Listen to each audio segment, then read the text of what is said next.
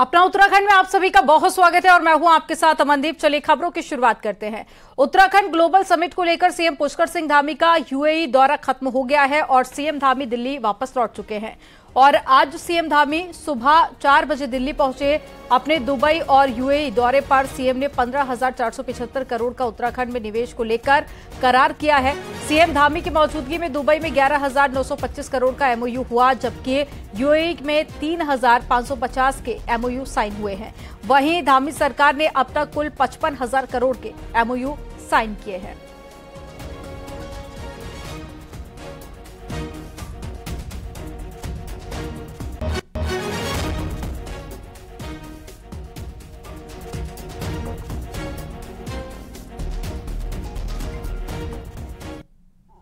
कल दौरे के दूसरे दिन CM Pushkar Singh Dhami Abu Dhabi में करीब 3,550 करोड़ के एमओयू साइन किए और उनकी मौजूदगी में एमओयू साइन हुए। मुख्यमंत्री ने सभी उद्योग घरानों को 8 और 9 दिसंबर को देहरादून में होने वाले इन्वेस्टर समिट में आने के लिए निमंत्रण दिया है। अबू धाबी में लुलु ग्रुप के साथ में रियल एस्टेट में 1,000 करोड़ का करार किया गया और लुलु के साथ में हाइपर मार्केट में 500 करोड़ और फूड पार्क में 250 करोड़ का समझौता हुआ है। इसके अलावा एसीटी फैसिलिटीज मिडिल ईस्ट के साथ में 1,500 करोड़ के, रिजेंट ग्लोबल के साथ में फार्मा सेक्टर के 300 करोड़ के एमओयू साइन किए गए।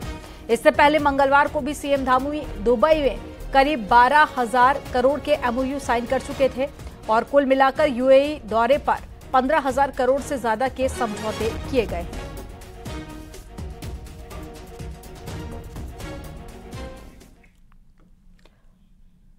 मुख्यमंत्री पुष्कर सिंह धामी ने अबू धाबी में institute of chartered accountants of India द्वारा आयोजित कार्यक्रम में हिस्सा लिया। इस दौरान मुख्यमंत्री ने कहा कि विश्व में चार्टर्ड अकाउंटेंट्स के सबसे बड़े संगठन के मेधावी सदस्यों के बीच में आना अपने आप में गौरव का क्षण है। मुख्यमंत्री ने कहा कि रियल एस्टेट क्षेत्र में यूएई ने प्रोग्रेस की है और यहां के प्रसिद्ध इमारतें विश्व में अपना प्रतिमान स्थापित कर चुकी हैं।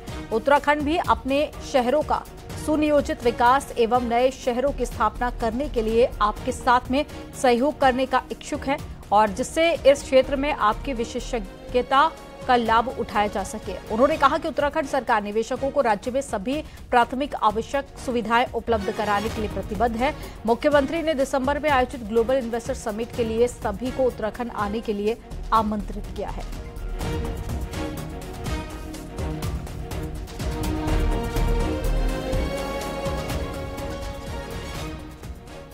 अबू धाबी में मुख्यमंत्री धामी ने अरब देशों में पहली बार बन रहे निर्माणाधीन हिंदू मंदिर के काम को भी देखा।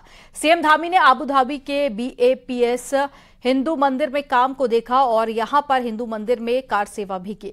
मुख्यमंत्री पुष्कर सिंह धामी ने मंदिर निर्माण करने वालों के साथ ही प्रधानमंत्री नरेंद्र मोदी का भी आभार जताया। सीएम धामी ने कहा कि पीएम मोदी की प्रेरणा से मंदिर बन रहा है, जो गर्व की बात है।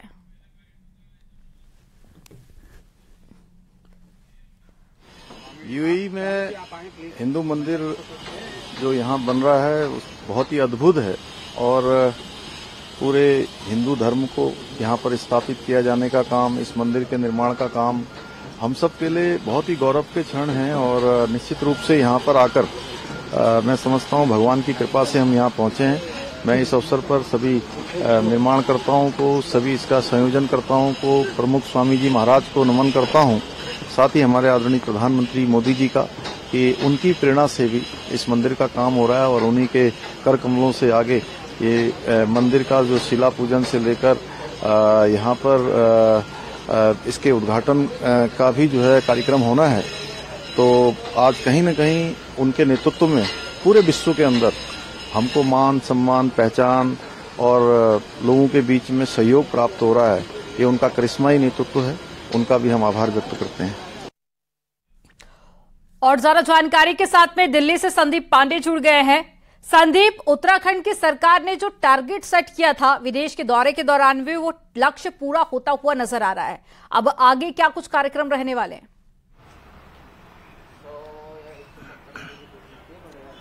बिल्कुल देखें, मुख्यमंत्री पुष्कर सिंह धामी यूएई और दुबई का दौरा कर दिल्ली लौट आए हैं और यहां पर प्रदेश अध्यक्ष महेंद्र भट्ट भी मौजूद हैं। अभी वो प्रदेश अध्यक्ष से मुलाकात करेंगे। प्रदेश अध्यक्ष इस दरमियान सीएम पुष्कर सिंह धामी को उत्तराखंड में भारी निवेश को लाने के लिए बधाई देंगे। दरअसल यूएई और दुबई दौरे पर 15,000 करोड़ से ज्यादा निवेश के करार हुए हैं और उत्तराखंड में ये निवेश आएगा। इसको लेकर बड़े पैमाने पर वहां पर रोजगार सृजन होंगे जो कि उत्तराखंड वासियों के पलायन की समस्या को दूर करेंगे। इसको लेकर प्रदेश अध्यक्ष अभी सीएम पुष्कर सिंह धामी से मुलाकात करने वाले हैं। 11 बजे के करीब उनकी मुलाकात तय है। इसको लेकर पूरी तैयारी हो चुकी है और सीएम पुष्कर सिंह धामी कुछ ही देर में प्रदेश अध्यक्ष से मुलाकात करेंगे।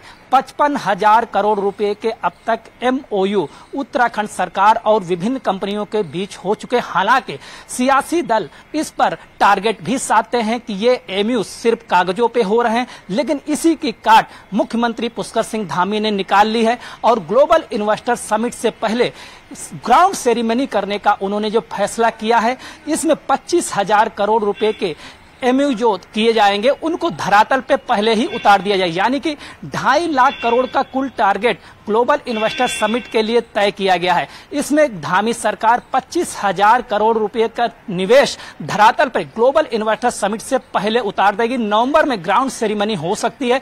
अभी पुष्कर सिंह धामी और भी रोड शो करेंगे। ये देश के कई शहरों में, मुंबई, हैदराबाद में भी रोड शो प्रस्तावित है। यह जब भारी भरकम निवेश उत्तराखंड में लाने के लिए तैयारी चल रही है, इसके लिए सीएम धामी खुद मैदान में हैं, रोड शो कर रहे हैं, उद्योगपतियों से मुलाकात कर रहे हैं और साथ ही उनकी टीम पूरी तरीके से ग्राउंड पे काम कर रही है और निवेशकों से संपर्क कर रही है। इसके लिए तमाम पॉलिसी भी उत्तराखंड सरकार बदल चुकी और साथ ही निवेश के लिए सिंगल विंडो सिस्टम भी लागू किया गया है ताकि उद्यमियों और कंपनियों की फाइलें अधिकारियों के दफ्तरों में चक्कर ना काटे, उनको निवेश में आसानी हो सके। इसको लेकर धामी सरकार ग्राउंड पे पहले ही काम कर चुकी है और साथ ही मुख्यमंत्री पुष्कर सिंह धामी और उनकी टीम जब विदेश जाती है तो उत्तराखंड प्रवासियों से भी मुलाकात करती है, अन्य भारतीय प्रवासियों से भी मुलाकात करती है और उन्हें उत्तराखंड में निवेश को लेकर प्रोत्साहित करती है, साथ ही बताती है किस तरीके से उत्तराखंड में उनका निवेश सुरक्षित है। बिल्कुल, और वो तस्वीरें भी हमने देखी जब उत्तराखंड के मुख्यमंत्री पहुंचे तो उनका भव्य स्वागत भी किया गया। जानकारी साझा करने के लिए बहुत शुक्रिया आपका। और चलिए खबरों में आगे बढ़ेंगे। देहरादून में रविवार को पकड़े गए 2 नकली दवाओं के सौदागरों से पूछताछ में पुलिस को कई महत्वपूर्ण जानकारी मिली है। पुलिस के मुताबिक आरोपियों ने बिहार, झारखंड, यूपी, दिल्ली और इसके अलावा उत्तराखंड के साथ ही हिमाचल के करीब 44 बड़े शहरों में 7 करोड़ रुपए से ज्यादा की नकली दवाओं की सप्लाई की गई थी, जिस पर रोक लगाने के लिए देहरादून पुलिस ने सभी इलाकों में टीमें भेजी हैं। साथ ही सभी टीमों के कप्तान और साथ ही जिलों के कप्तानों और साथ ही ड्रग कंट्रोलर्स से भी बातचीत करके इन दवाइयों को मार्केट में न बेचे जाने की बात कही गई है। तो वहीं आरोपियों से पूछताछ में मिली जानकारी के मुताबिक केवल दिल्ली के ड्रग सप्लायर्स को 90 लाख रुपए की नकली दवाई की खेप सप्लाई की गई थी। दरअसल देहरादून पुलिस ने रविवार को रुड़की में चल रही नकली दवाओं की फैक्ट्री का भांडाफोड़ किया था, जहां से पुलिस को करीब 5 करोड़ की नकली दवाएं मिली थी। साथ ही पुलिस ने गिरोह के 2 आरोपियों सचिन शर्मा और विकास को गिरफ्तार किया था।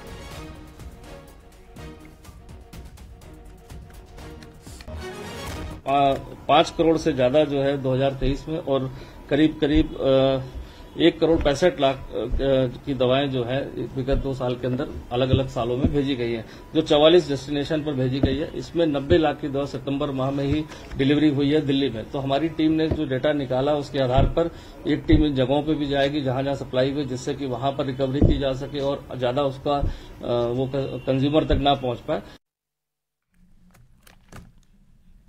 कोटद्वार के मुख्य बाजार से लगे मालिनी मार्केट की दर्जनों दुकानों पर बुलडोजर चलने जा रहा है। सालों से सिंचाई विभाग की नहरों पर कब्जा कर दर्जनों दुकानें बनाई गई थी, जिन्हें हटाने को लेकर सिंचाई विभाग और दुकानदारों के बीच में लंबे समय से विवाद चल रहा था। वहीं प्रशासन की ओर से मामले की जांच कर सभी दुकानों को ध्वस्त करने के आदेश दिए गए।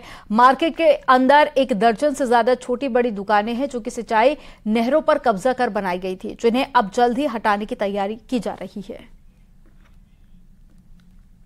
वाले में ही अभी कुछ ऑर्डर हुए हैं, जिसमें जो सिंचाई विभाग की जमीन थी और सिंचाई विभाग की जमीन पर जो है खोखे बनाए गए थे, तो उनको जो है अभी क्योंकि बेदखली के ऑर्डर कोर्ट से हो गए हैं, तो उसको जो है तत्काल प्रभाव से सिंचाई विभाग को निर्देशित कर दिया गया कि वो तत्काल उसको हटाएंगे। आगामी पंचायत और नगरीय निकाय चुनावों में अन्य पिछड़ा वर्ग की कितनी भागीदारी होगी, इसके लिए एकल सदस्यीय समर्पित आयोग के अध्यक्ष पूर्व न्यायमूर्ति बीएस वर्मा ने कर्णप्रयाग नगर पालिका के सभागार में जनप्रतिनिधियों और अधिकारियों की बैठक ली। उन्होंने कहा कि आगामी चुनावों में अन्य पिछड़ा वर्ग को कितना आरक्षण दिया जाना है, इसके लिए जनता से सुझाव लेकर सरकार को इसकी जानकारी देनी है।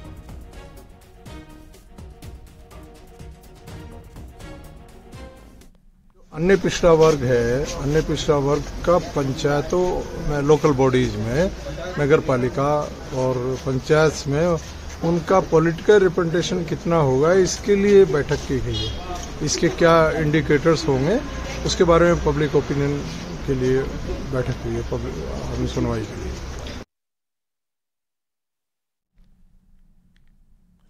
और चलिए खबरों में आगे बढ़ेंगे। पिथौरागढ़ में लिपुलेख बॉर्डर को जोड़ने वाली रोड पर हर पल मौत मंडरा रही है। ये खौफनाक वीडियो तवाघाट का सामने आया है, जहां पर रोड के ठीक ऊपर की पहाड़ी भरभरा कर गिर गई है। जिस समय पहाड़ी भरभरा कर गिरी, उस समय रोड से गाड़ियां भी गुजर रही थी, लेकिन दरकती पहाड़ी को देखकर गाड़ी वालों ने खुद को सुरक्षित स्थान पर रोक लिया। तस्वीरें बेहद ज्यादा डरावनी है, क्योंकि लगातार इस लिपुलेख पर रोड पर लैंडस्लाइड हो रहा है और बारिश रुकने के बाद भी लैंडस्लाइड होने से लोग खासा दहशत में हैं। इसी रोड पर बीते हफ्ते लमारी के पास में पूरी पहाड़ी बुलेरो गाड़ी के ऊपर गिर गई थी, जिसमें 7 लोगों की मौत हो गई थी।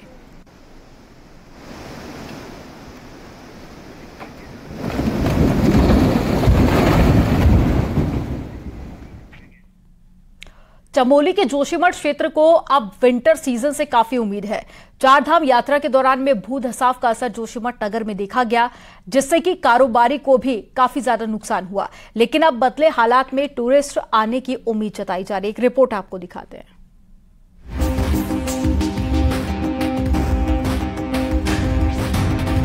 जोशीमठ में आई आफत को 10 महीने हो चुके हैं और 10 महीने में 6 महीने यात्रा सीजन में जोशीमठ सूना ही रहा और जून और मई में यात्रा में बुकिंग 50% ही रही। लेकिन अब विंटर सीजन से कारोबारियों को खासा उम्मीदें हैं। जनवरी के टाइम पे जो ये आपदा आई थी, तो उसी समय कपाट खोलने की तिथि भी तय की जाती है और उसी समय सभी पर्यटक भी प्रोग्राम बनाते हैं समर में आने का।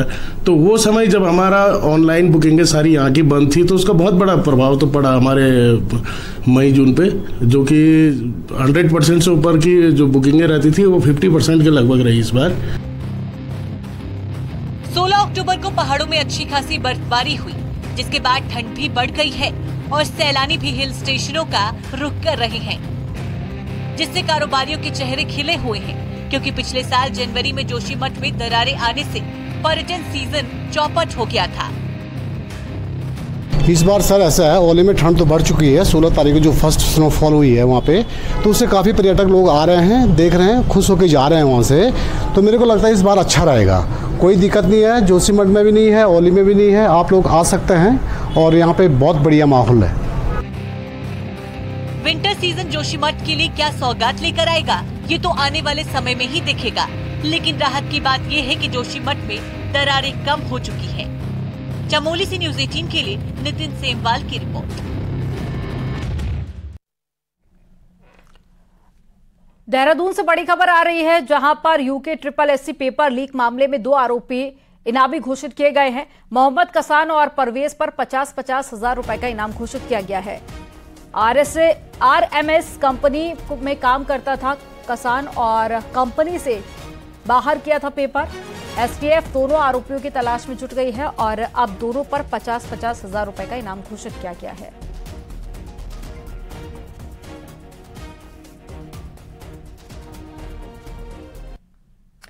राजधानी देहरादून में स्पोर्ट्स फॉर ऑल चैंपियनशिप का आयोजन किया जा रहा है, जिसमें प्रदेश भर के खिलाड़ी हिस्सा ले रहे हैं।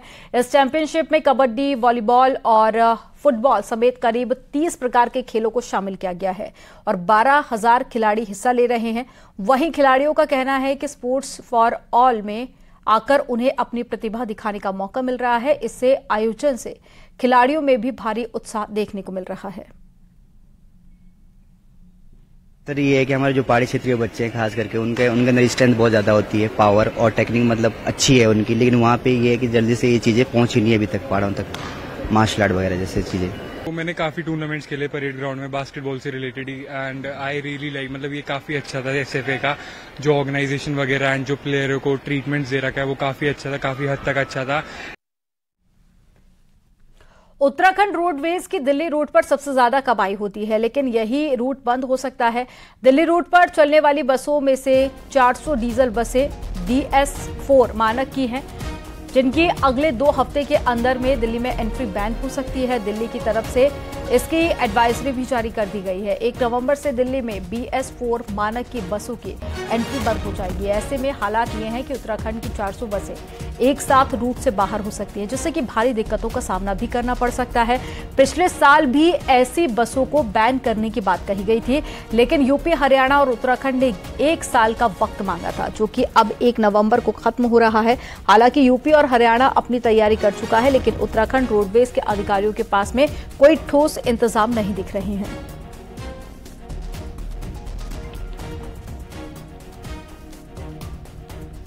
बार उन्होंने टाइम बढ़ाया, लेकिन हमारी कारपोरेशन या हमारे मैनेजमेंट ने ये इसमें तैयारी नहीं करी। ना जो हमारे बोर्ड ने डिसीजन किया था 200 बसों को CNG में कन्वर्ट करने का, वो अप्लाई हो पाया, ना हम नई CNG या BS6 मॉडल की गाड़ियां खरीद पाए। सोचा गया कि CNG बसें जो भी मैदानी मार्गों पर अनुबंधित की जाएंगी या क्रय की जाएंगी वो CNG बसें ही की जाएंगी। तो हम मैदानी मार्गों हेतु CNG बसें लगभग 150 अनुबंधित कर चुके हैं, जो कि दिल्ली मार्ग पर ही संचालित।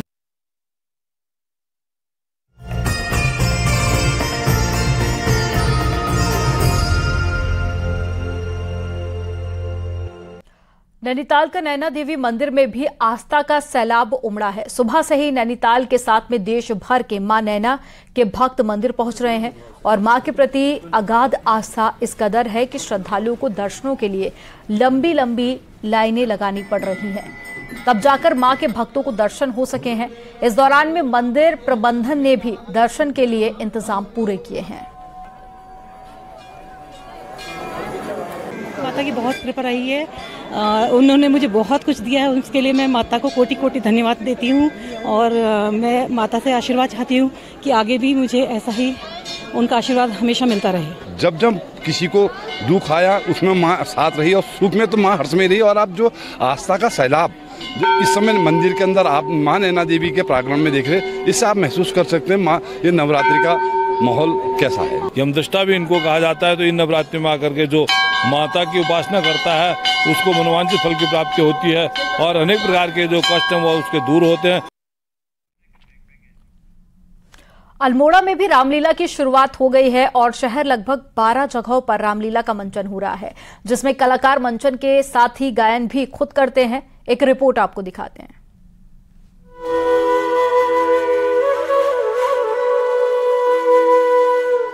सांस्कृतिक नगरी अल्मोड़ा में 150 साल पहले से रामलीला का इतिहास जुड़ा है और भद्रेश्वर में सबसे पहले 1860 में रामलीला का मंचन हुआ था। तब रामलीला का मंचन लालटेन और छिलके जलाकर किया गया था।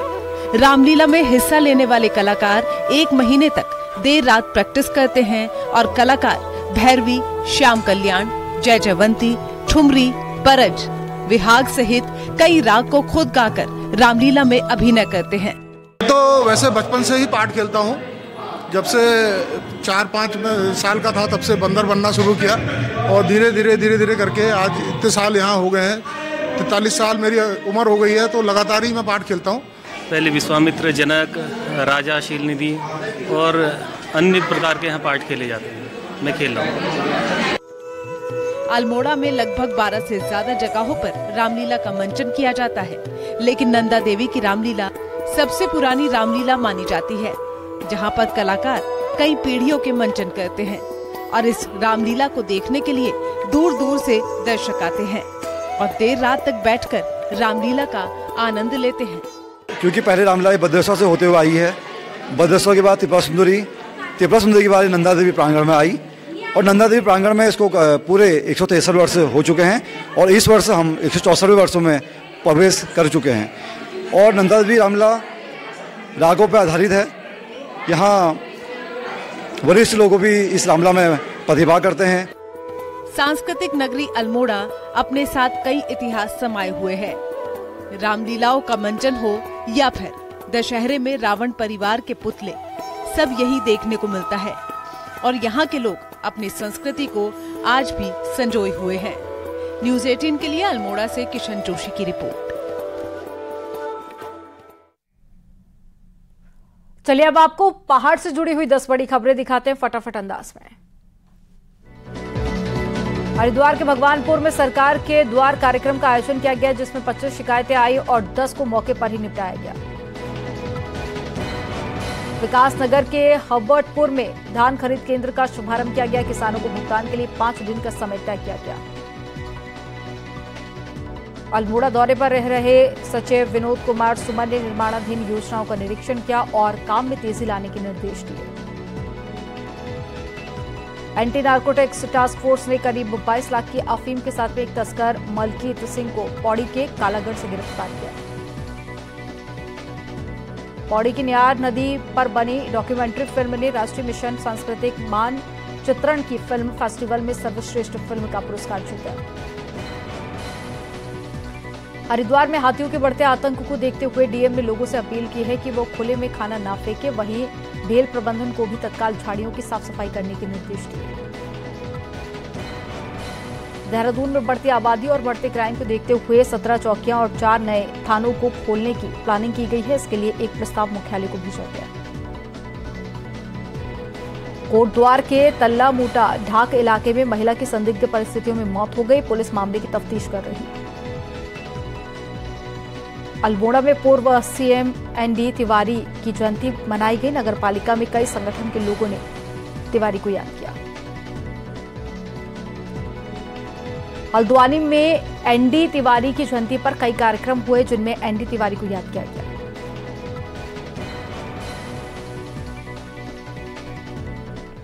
यहां पर एक छोटे से ब्रेक के लिए रुकेंगे। आप देखते रहिए न्यूज़ 18।